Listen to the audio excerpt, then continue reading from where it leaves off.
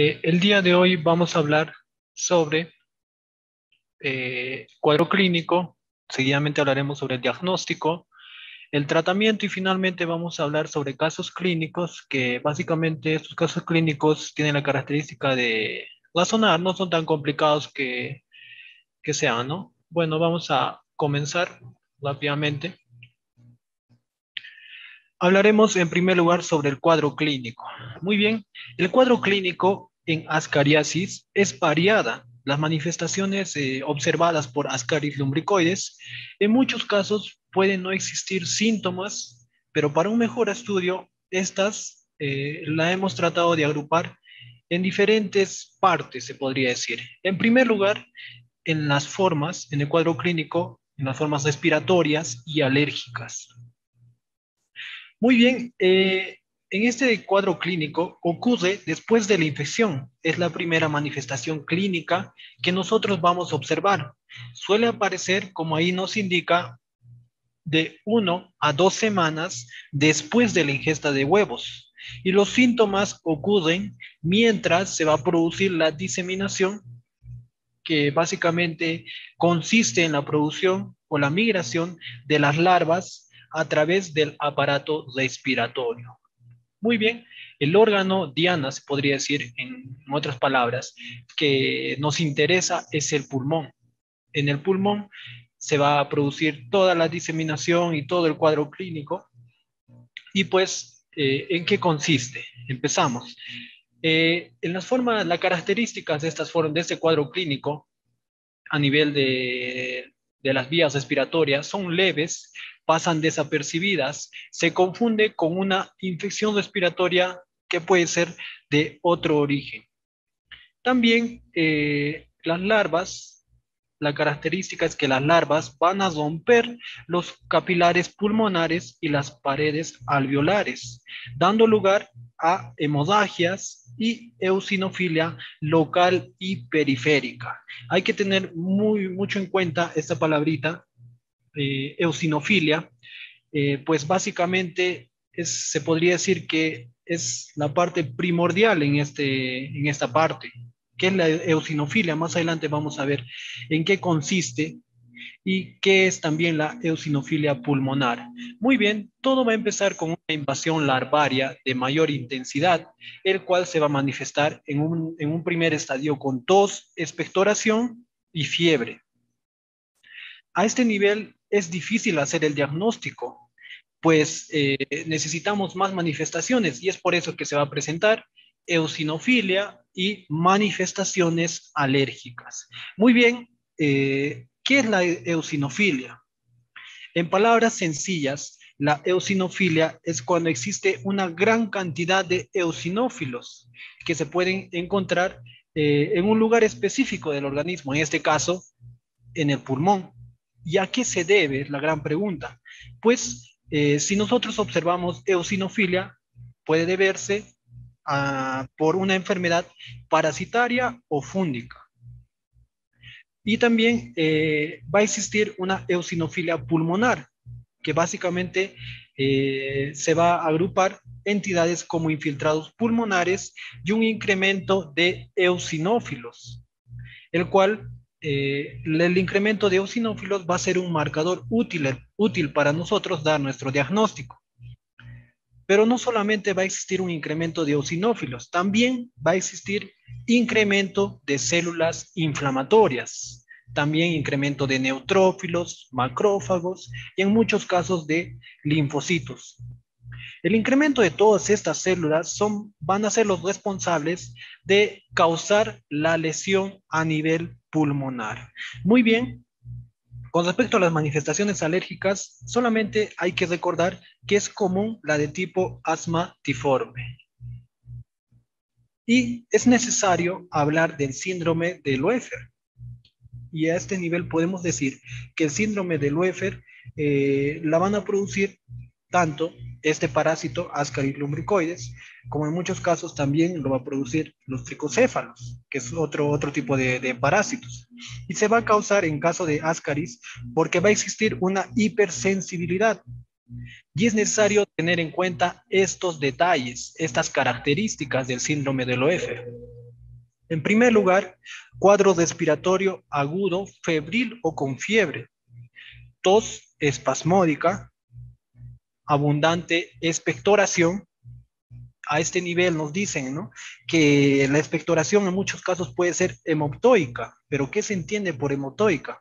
Básicamente es aquel signo clínico donde la expectoración o el esputo del paciente va a contener sangre, ¿no?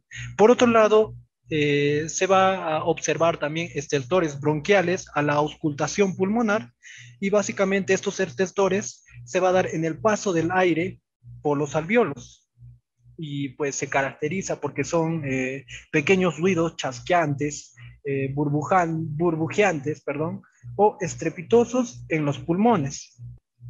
Por último, otra característica es que se presenta signos de consolidación pulmonar.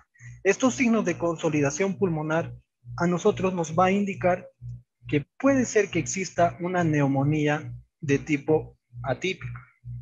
Por otro lado, en la radiografía pulmonar va a existir opacidades, como se puede observar en esta imagen, y esta va a tender a desaparecer en pocos días, pero eso no se va a significar que va a existir el síndrome de Loeffler.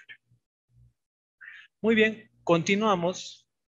Por otro lado, la diseminación, como lo hemos indicado a un inicio, se va a dar por el rompimiento de los capilares pulmonares y paredes alveolares por las larvas.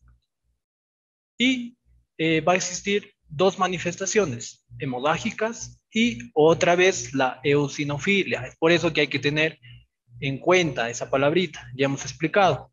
Más adelante vamos a ver.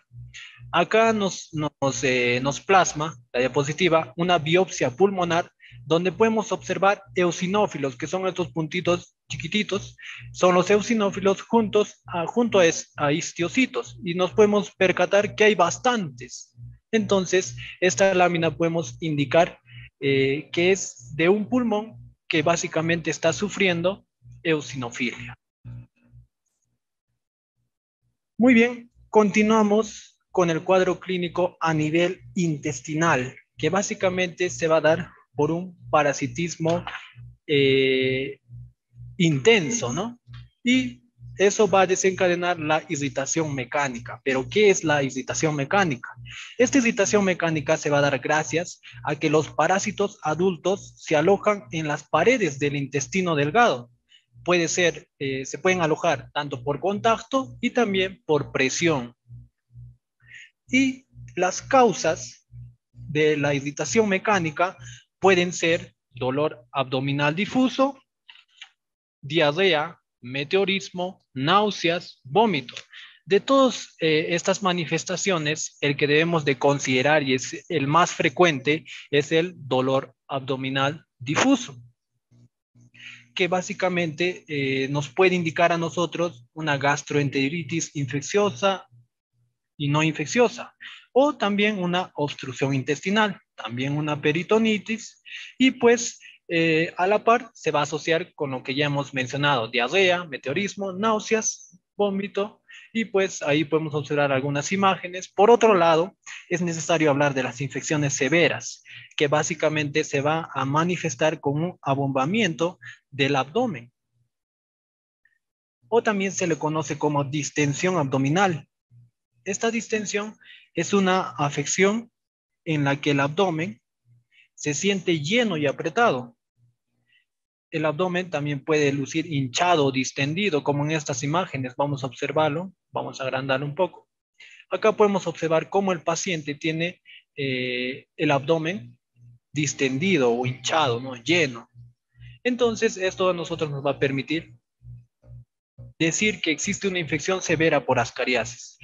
Y también es necesario hablar a nivel del cuadro clínico intestinal, las complicaciones. Nos dicen que el 72% de los pacientes que tienen ascariasis pueden sufrir una complicación, pero esta complicación puede presentarse como una obstrucción intestinal, un síndrome de suboclusión, oclusión intestinal. Muy bien, para entender esto, debemos de saber qué es la suboclusión intestinal. Pues muy bien, la suboclusión intestinal se entiende como una afección del aparato digestivo que básicamente va a desencadenar o va a provocar una obstrucción que va a dificultar la expulsión de heces en el paciente, a pesar de que en general se resuelve sola, pero en muchos casos no va a ser así, ya que va a requerir una intervención médica o quirúrgica. Y la sintomatología que se va a asociar a esta oclusión intestinal o este síndrome de suboclusión es básicamente el dolor abdominal, meteorismo y vómito. También hay que considerar a este nivel que en zonas endémicas nos dice una investigación que entre el 5 al 35% de los casos se va a observar manifestaciones con obstrucción intestinal. Y también debemos de recordar que puede ser de pronóstico fatal. Muy bien, eso a nivel intestinal.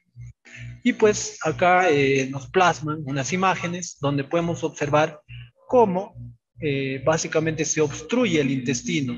Ayer la docente nos enseñó de que a nivel del intestino estos tienen la capacidad de asociarse y formar ovillos, o también otras bibliografías nos indican que forman nudos.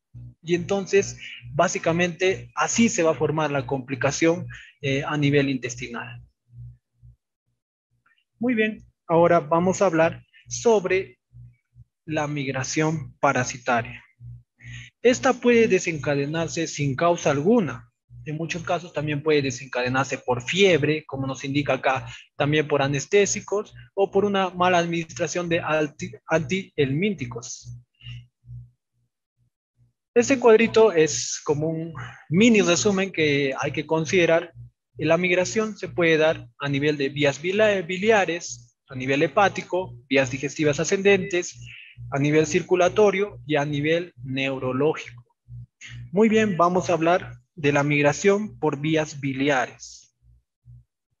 A este nivel, lo que va a causar Ascaris lumbricoides es el síndrome de obstrucción biliar o ascaridiasis biliar. ¿Qué es? Básicamente, el síndrome de obstrucción biliar es similar a la obstrucción por cálculos biliares y colecistitis, es decir, como un cólico biliar. Ascaridiasis biliar se refiere básicamente a una complicación que se va a ocasionar, perdón, por la migración ática, como nos dice acá. Esta es la palabra clave, la migración errática del parásito hacia el sistema biliar. En ocasiones, la migración al conducto pancreático también se presenta con la consiguiente pancreatitis aguda. Nos dice también que el tratamiento endoscópico está indicado en algunas ocasiones para lograr la remoción de este ascaris o del parásito en las vías biliares. Pero sin embargo, este tipo de técnica no es el más exitoso, ya que básicamente en el 55% de los casos es favorable y es muy bajo. Muy bien, también va a existir una migración hepática a nivel del hígado, ¿no? Y a nivel del hígado, ¿qué puede causar? Una manifestación como la necrosis hepática, abscesos de tipo piogénico, que puede ser de tamaño variable, y estos abscesos se van a presentar junto o se van a asociar a fiebre, dolor en la zona hepática, malestar general, con abombamiento de la pared, leucocitosis, es decir, alto nivel de glóbulos blancos en la sangre, y eritrosedimentación aumentada. Pero, ¿qué es la eritrosedimentación aumentada? En palabras sencillas, es una prueba que se da en la sangre, es una prueba de sangre, ¿no? Que permite determinar si usted tiene una afección que causa inflamación.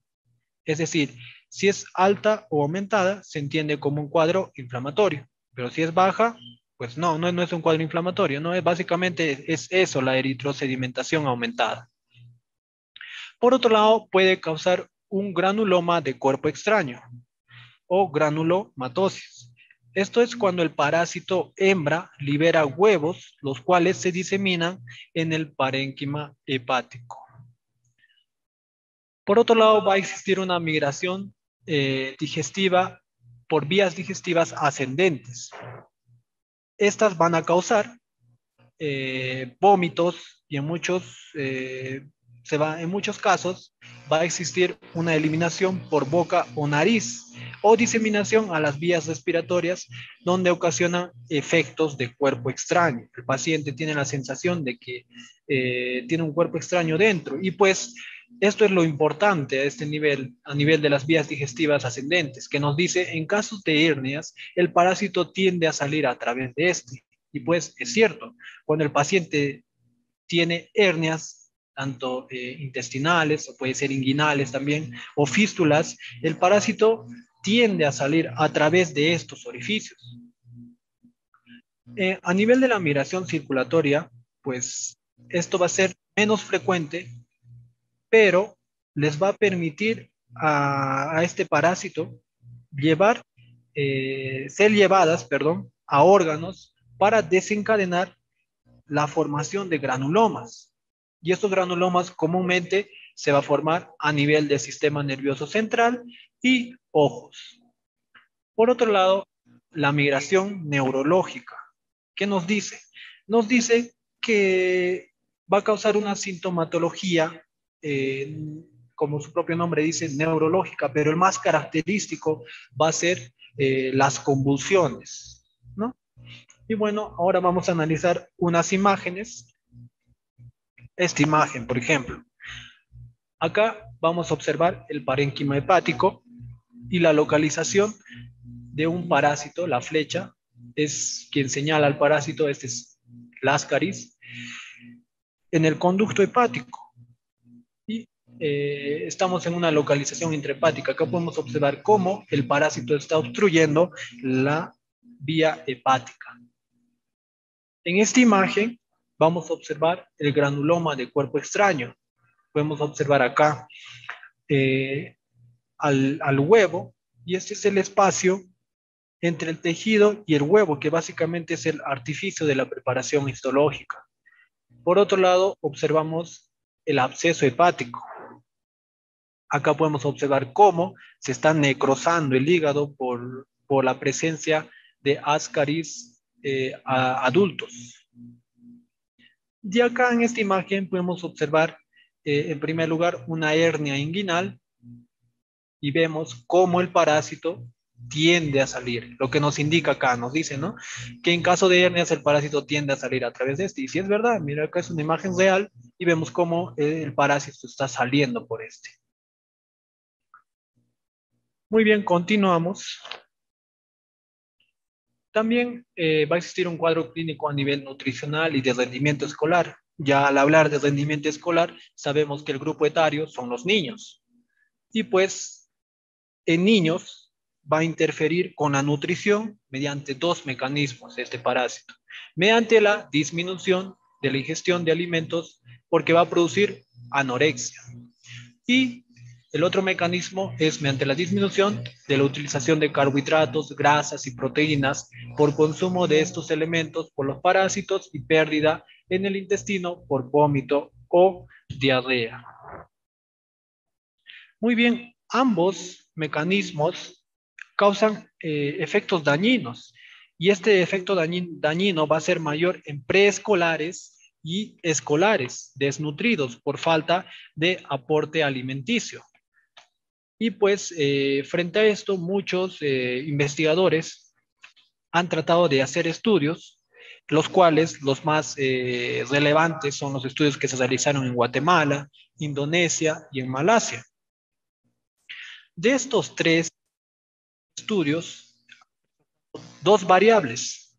La primera variable querían observar a la administración de benzimidazoles o del tratamiento farmacológico para este parásito, al desparasitar a los niños, va a aumentar o va a disminuir el peso. No sé si me dejo entender. Es decir, si nosotros le administramos al niño, el niño tiene ascariasis, ¿no? Y le administramos su tratamiento y observamos si es que de acá a un tiempo, ¿qué va a pasar con su peso? ¿Va a aumentar o se va a mantener o va a disminuir? Y también quisieron observar si la capacidad de aprendizaje va a aumentar, va a disminuir o se va a mantener. Entonces, ¿Qué hicieron? Hicieron el estudio en niños, obviamente, ¿y qué sucedió? Administraron benzimidazoles y lo que observaron es que en niños se aumentó levemente el peso y a la par existió una mejoría en la capacidad de aprendizaje, el cual lo comprobaron con pruebas psicométricas de concentración y coordinación. Y esto nosotros podemos hacer acá una lógica, podemos relacionar y podemos decir que ascariasis o Ascaris lumbricoides eh, tiene también, interfiere en la capacidad de aprendizaje del paciente. Es decir, si el paciente va a presentar ascariasis, su capacidad de aprendizaje va a tender a disminuir. Entonces es una investigación muy interesante donde vemos cómo influye este parasitismo en el aprendizaje de los preescolares y escolares. Y pues continuamos hablando sobre el diagnóstico.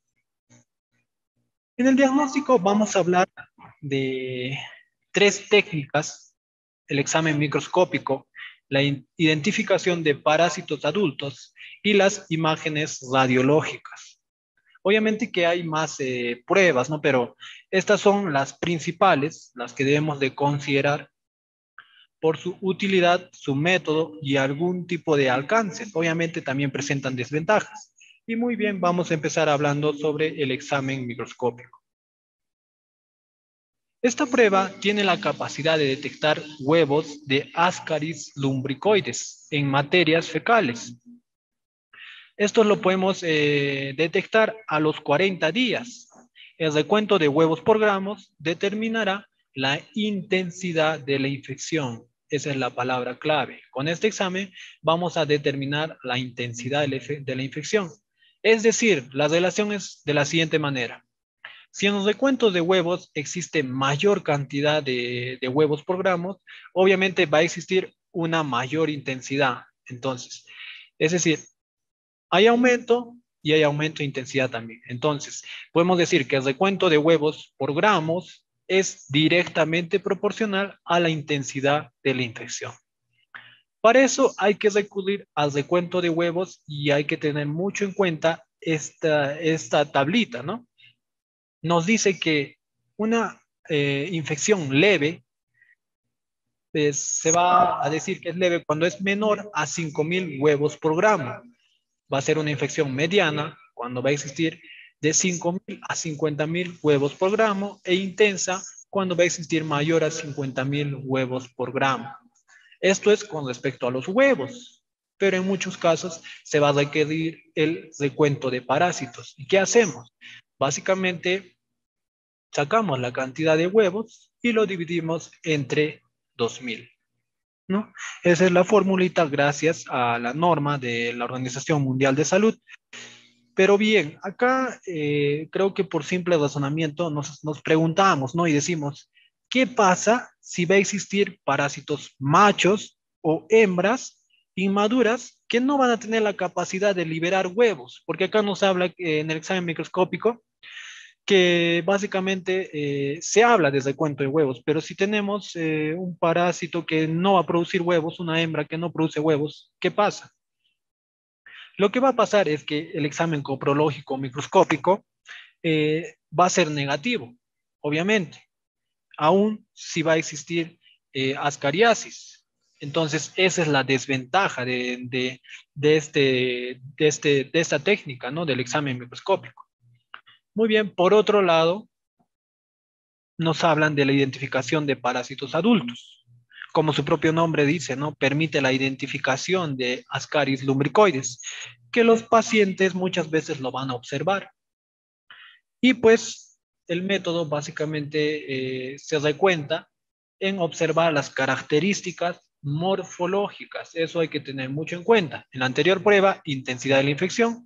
Acá, las características morfológicas. Es decir, todo lo que tocaron el día de ayer con la docente Ivette sobre el agente causal, todas esas características, acá lo vamos a poner en práctica para hacer nuestro diagnóstico. Muy bien, pero acá hay otra duda, ¿no? Hay otra pregunta que tal vez muchos se están haciendo y es la siguiente pregunta sería, ¿no? ¿Qué sucede cuando el parásito eliminado es inmaduro y de pequeño tamaño. Recordemos que si es de pequeño tamaño, obviamente no va a presentar todas las características morfológicas y va a ser complicado.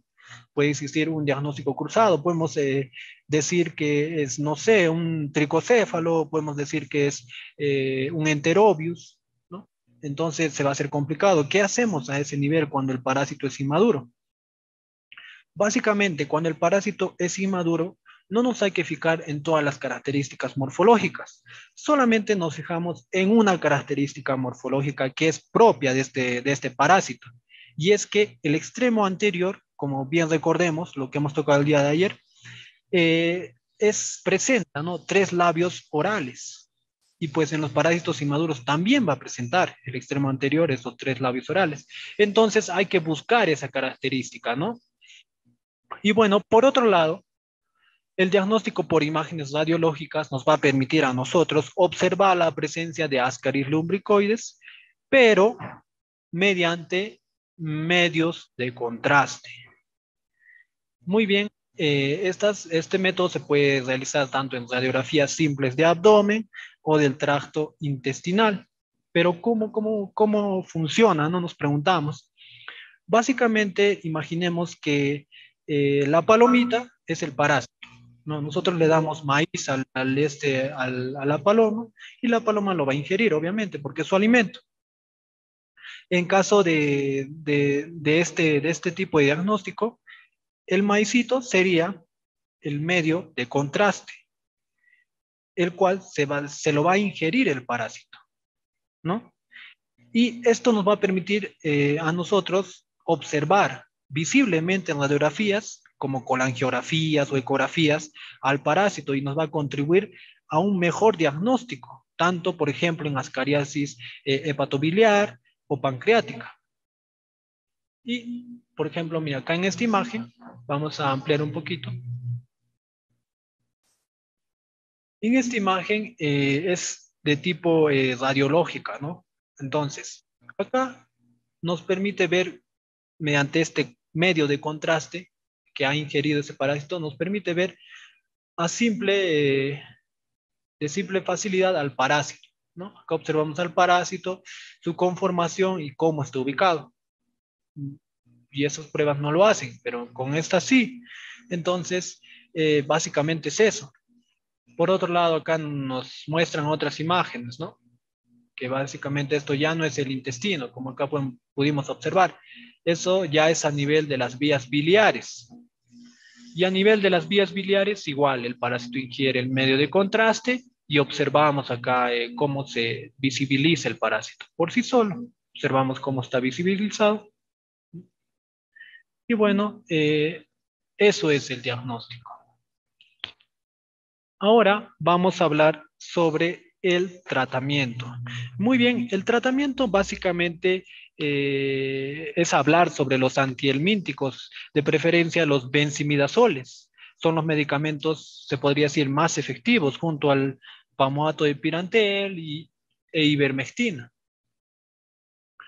Debemos de recordar que toda forma de ascariasis intestinal puede ser tratada gracias a su capacidad de originar complicaciones por migración.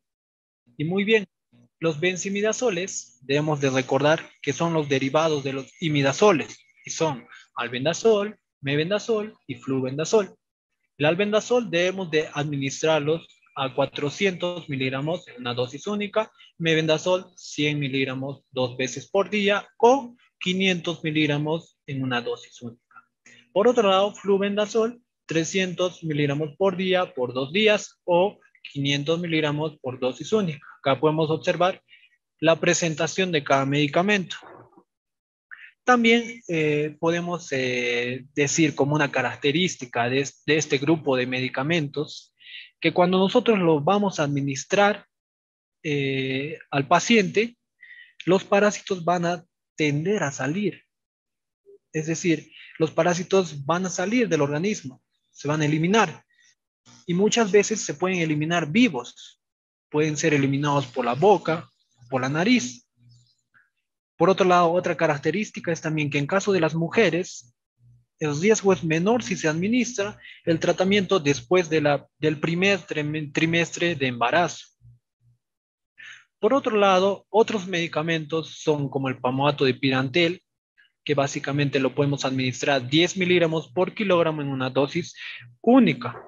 Este medicamento, una característica muy importante es que con respecto al porcentaje de curación, se ha visto que este medicamento cura al 100% los casos de ascariasis. Este medicamento con respecto al sabor, no presenta sabor, es estable a la humedad, no presenta tampoco efectos adversos durante el embarazo, y el mecanismo de acción va a impedir la migración parasitaria mediante una parálisis espástica. Por otro lado, también es necesario hablar sobre la piperacina, que lo vamos a administrar por vía oral en presentación de jarabe al 10%, 20%, 50 miligramos por kilogramo por 5 días, o también podemos administrarlo 75 miligramos por kilogramo en una dosis única. También este medicamento tiene una característica y nos dice que es, la bibliografía nos dice que es el más efectivo, antiguo y bien tolerado. Con diferencia de estos medicamentos, es de bajo costo y también eh, presenta o causa efectos dañinos en pacientes con insuficiencia renal. Si nosotros administramos piperacina eh, en niños, muy probablemente los niños se van a manifestarse con síntomas digestivos como náuseas, vómitos, también diarreas, ¿no? Y también pueden presentar síntomas neurológicos como ataxia, vértigo, debilidad muscular y debilidad para hablar. Pero estos síntomas que van a presentar los niños van a ser transitorias, sin característica a dejar secuelas. Es de elección en casos de formación de nudos del parásito o migración, ¿no? Lo que hemos hablado en el cuadro clínico intestinal, que si el paciente va a presentar obstrucción intestinal, sencillamente podemos administrar este medicamento. Pero obviamente, si es una complicación, nosotros no solamente nos vamos a quedar, ¿no?, con la administración farmacológica, tenemos que recurrir a una aspiración gástrica, que básicamente es aquel procedimiento para vaciar los contenidos del estómago, ¿no? Y pues por otro lado, otro medicamento es la ivermectina. No tiene tanta característica, simplemente que lo vamos a administrar a 200 unidades gramo por kilo en una dosis única. Muy bien, ese sería el esquema de tratamiento de ascariasis y ahora sí vamos a hablar sobre los casos clínicos. Algunas indicaciones para empezar este segmento es que después de cada pregunta eh, voy a dar un minuto para que ustedes puedan decirnos la respuesta correcta o la respuesta que creen que sea correcta. Y después vamos a solucionar el caso clínico. Con esas indicaciones vamos a comenzar. Caso 1 nos dice, paciente de la selva con disnea y expectoración hemoptoica. A radiografía de tórax nos dice que se observa imágenes infiltrativas, fugaces, y al hemograma nos dice que presenta eosinófilos al 8%. Al examen de heces se observa huevos redondeados con una capa externa mamelonada. La pregunta final dice, ¿cuál es el parásito probable? Alternativa A, Ancylostoma duodenale, B, Trichuris trichuria, C, Strongyloides stercolaris, D, Ascaris lumbricoides, E, Necator americanus. Muy bien, no sé si la moderadora me puede ayudar en este minuto mencionándome las respuestas para así nosotros ver cuál es la respuesta que tuvo más aceptación y ver cuál es la respuesta correcta, ¿no? Sí, Bram, entre las opciones están mencionando Ascaris lumbricoides, la D, por el chat.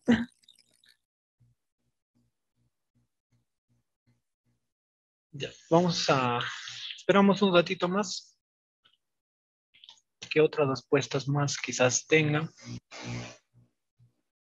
Y si pueden explicar el por qué también, ¿no?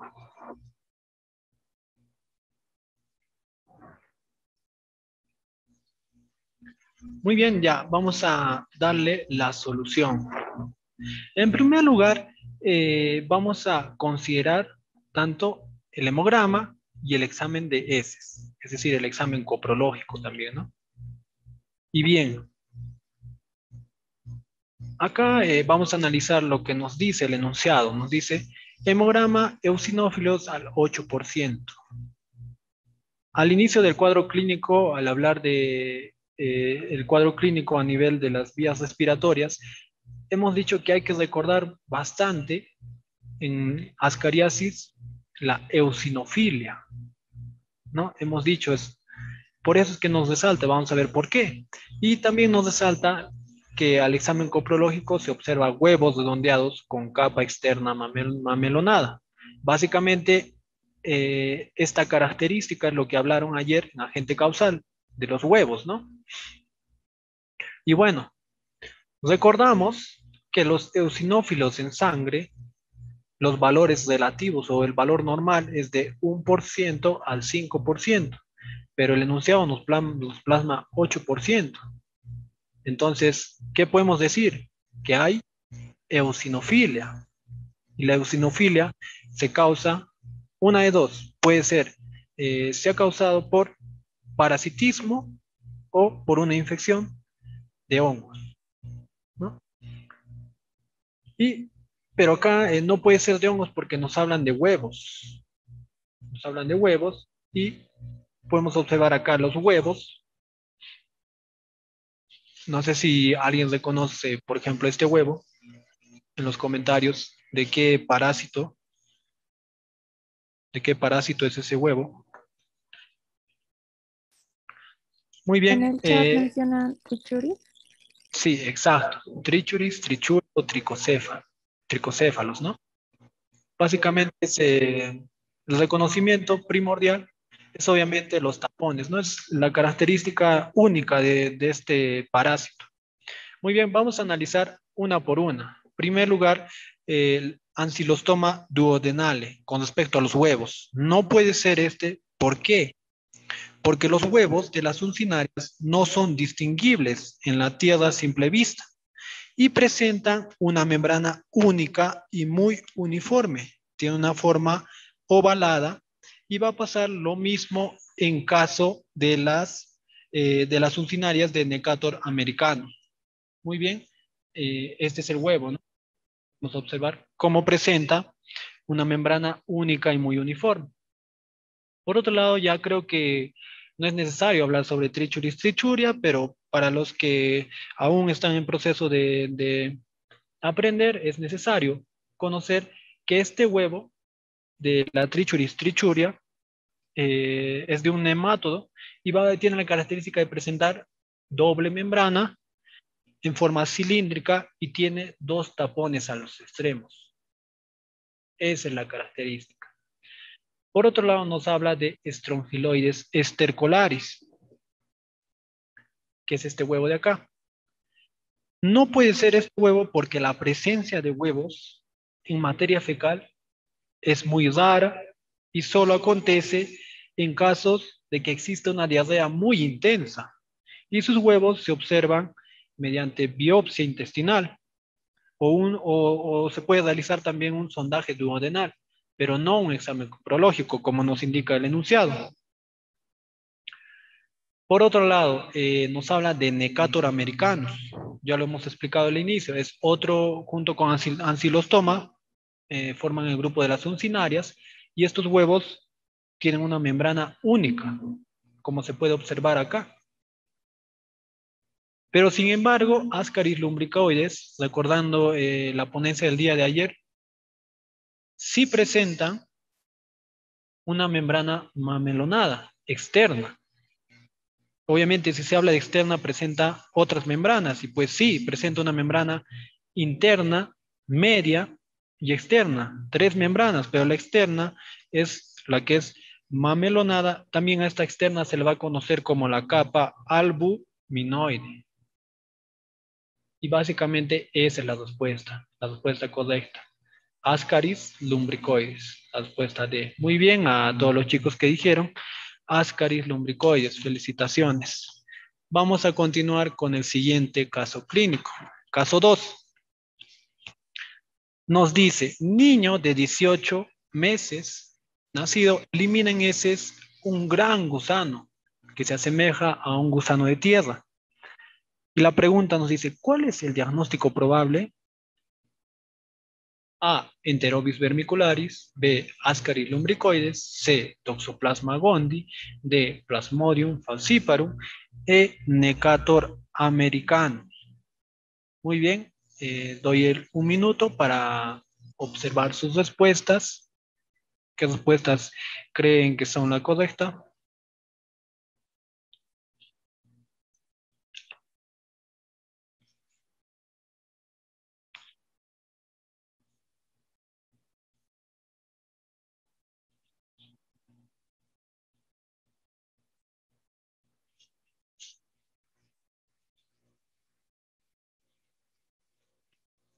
No sé si la moderadora me puede ayudar, por favor. Sí, Fran, en el chat también están mencionando que la respuesta correcta es la B, Ascari. ¿Alguien mencionó el por qué? Me parece que Carla menciona que Ascaris porque tiende a eliminarse en heces. Luego tenemos otra respuesta. Enterobius es raro que se encuentre en heces y es muy pequeño. Ya, muy bien, vamos a solucionar el caso clínico. Muy bien, acá vemos un parásito que es Ascaris lumbricoides. Vemos Toxoplasma gondii, Enterobius vermicularis, Plasmodium falciparum y Necator americanus. Vamos a iniciar analizando cada alternativa. Enterobius vermicularis, dice. Este parásito, como nos mencionó una compañera, no puede ser porque este gusano va a llegar a medir 1 centímetro de longitud en caso de las hembras y el macho mide la mitad, 0,5 centímetros. También hay que recordar que este parásito es el causante de prurito anal y es un parásito que básicamente lo vamos a detectar en el grupo etario de los niños. Es decir, en niños este parásito lo podemos encontrar fácilmente, el Enterobius vermicularis causante de la oxurasis. La E nos dice Necator americanus. No puede ser el Necator porque su tamaño es de milímetros. No es un gran gusano. El tamaño es en milímetros, de 9 milímetros a 15 milímetros. Eso en caso de las hembras. Pero en caso de los machos, de 7 milímetros a 15 milímetros. Muy bien. Ahora nos habla de Plasmodium falciparum. La gran pregunta es, ¿Plasmodium falciparum es un helminto? Si recordemos, el Plasmodium falciparum es la forma parasitaria que va a causar la malaria, ¿no? Tenemos, y pues este parásito va a presentar formas y va a infectar a células como al eritrocito. Y estas formas, si bien recordamos, son el trofozoito, el esquizonte, el merozoito y el gametocito. Tanto esto en el ciclo de vida del ser humano y en el ciclo de vida del mosquito, ¿no? Y no adoptan una forma de gusano, jamás han adoptado una forma de gusano. Al contrario, podemos decir acá un dato extra, una ponencia no es de malaria, pero podemos decir que Plasmodium falciparum es el causante de la malaria, que básicamente va a ser grave, la malaria que puede de pronóstico fatal, se podría decir. Por otro lado, nos habla de Toxoplasma gondii. Lo descartamos como de lugar. ¿Por qué? Porque otra vez, Toxoplasma gondii no es un helminto, es un protozoo. Por eso lo descartamos. Ya hemos descartado todos. ¿Quién nos queda? La B, Ascaris lumbricoides. ¿Pero por qué? La gran pregunta, ¿no? Si bien recordemos, ayer hemos hablado un poco de historia y la docente Ivette nos habló, nos dijo que se ha considerado a esta especie como a la especie lumbricoides, porque las personas dicen que la adquirían al estar en contacto con la tierra. como nos indica, ¿no? Es un gusano de tierra. Por eso que se le asoció y se le llamó como Ascaris lumbricoides, de lombriz, ¿no? Y su tamaño varía o va de entre 15 hasta 40 centímetros. Y es por ello que se le denomina como el gran gusano. Eso nos dice la historia de cómo surgió la ascariasis, ¿no? Y el parásito Ascaris lumbricoides. Entonces la respuesta es la B. Nuevamente las felicitaciones a las personas que dijeron que la clave correcta es la B. Pasamos al siguiente caso clínico. Nos dice, dentro del ciclo del parásito se requiere pasar por el hígado y pulmón antes de establecerse en el intestino delgado. ¿A qué parásito nos referimos? Esta es una pregunta de ciclo de vida. Las alternativas son Trichinella spiralis, Tenia saginata, Ascaris lumbricoides, Plasmodium vivax y Enterobius vermicularis. Bueno, tienen un minuto para dejar su respuesta en el chat, por favor.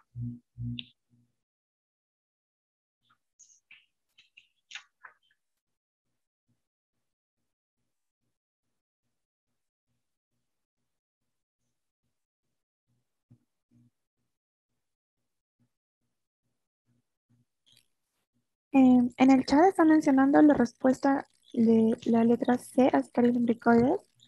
Me mencionan aquí por el ciclo de Luffer. ¿Ya alguna otra respuesta quizás por ahí?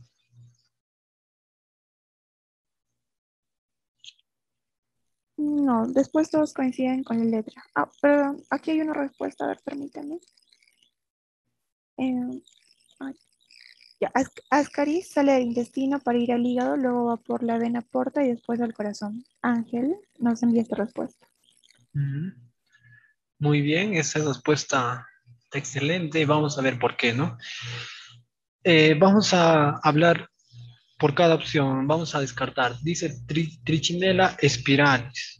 Recordemos que este parásito Trichinella spiralis es la causante de la triquinelosis, la triquina, ¿no? Comúnmente así lo menciona. No puede ser porque la infestación por este parásito se va a producir por el consumo de carnes mal cocidas, comúnmente las carnes de cerdos con larvas infectadas, las cuales pasan directamente al intestino delgado, pero no como nos indica acá, que vas a querer pasar al hígado, al pulmón. Sí, acá va a causar una diseminación, pero a nivel del músculo. Es por eso que se va a causar los quistes, pero no a nivel del hígado y el pulmón. Por otro lado, nos habla de tenia saginata. No puede ser. ¿Por qué? Porque los parásitos adultos se van a alojar en el intestino delgado directamente, no pasan por el hígado y por el pulmón.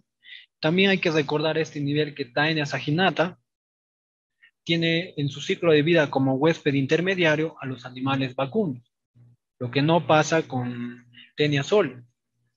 Por otro lado, nos hablan de Enterobius vermicularis. No puede ser tampoco. ¿Por qué? Porque este parásito, como ya hemos indicado a un principio, va a ser común en niños y a la vez los oxiurus se van a transformar en adultos en el intestino grueso. Y obviamente ahí sabemos que en el intestino grueso van a ser la cópula, tanto el parásito hembra y el parásito macho, y el parásito macho es quien muere después de copular, y el parásito hembra, con el útero lleno de huevos embrionados, sale, ¿no? por el conducto anal y libera toda una hilera de huevos. Gracias a esa hilera de huevos va a causar el prurito anal, ¿no?